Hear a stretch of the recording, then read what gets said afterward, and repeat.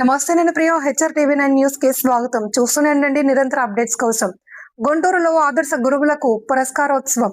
సరస్వతి పుత్ర విద్యాభూషణ విద్యారత్న పురస్కారాలు Guntur అనీరా charitable trust ఆధ్వర్యాన ఆదివారం సాయంత్రం గుంటూరు మదర్ తెరేసా భవనంలో ఆదర్శ గురువులకు ఉగాది పురస్కారోత్సవం జరిగింది. Rajahmundry educational special editor Jai Raja Ramesh, Aneera charitable trust V K Chowdary, Talluri కన్వీనర్లుగా వ్యవహరించే ఈ కార్యక్రమంలో కేంద్ర గ్రామీణాభివృద్ధి కమ్యూనికేషన్ల సహాయ మంత్రి పెమ్మసాని చంద్రశేఖర్ ముఖ్య అతిథిగా పాల్గొన్నారు.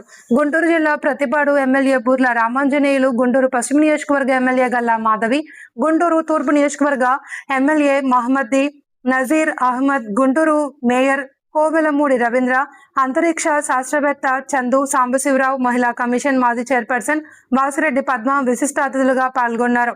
ఇంకా పలువురు ప్రముఖులు. చైతన్య స్కూల్ అన్నమయ్య జిల్లా కరెస్పాండెంట్ డాక్టర్ కె రెడ్డయ్య రాజును సరస్వతి పుత్ర పురస్కారంతో, అలాగే విద్యాభూషణ పురస్కారంతో 23 మందిని, విద్యారత్న పురస్కారంతో 35 మందిని సత్కరించారు. ఈ పురస్కారాలలో Uyyuru Shri M K English medium school అధినేత మరియు కరెస్పాండెంట్ ఎంకే బాబుకి విద్యాభూషణ్ పురస్కారం అందుకున్నారు.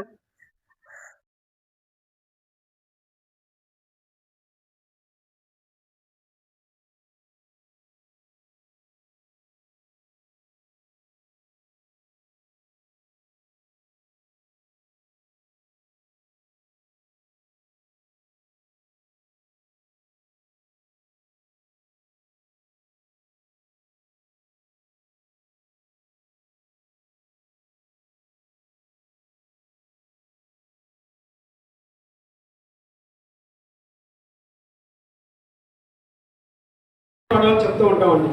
తల్లిదండ్రుల తర్వాత అంతటి స్థానాన్ని గురువులు. ఈ రోజు వచ్చేసి మనం చెక్కితేనే ఎవరైనా డాక్టర్లు, లాయర్లు, ఐఏఎస్లు, ఐపీఎస్లు, యాక్టర్స్. సో అదొక్కటే మనకి దేవుడు ఇచ్చినటువంటి మంచి అవకాశం అండి.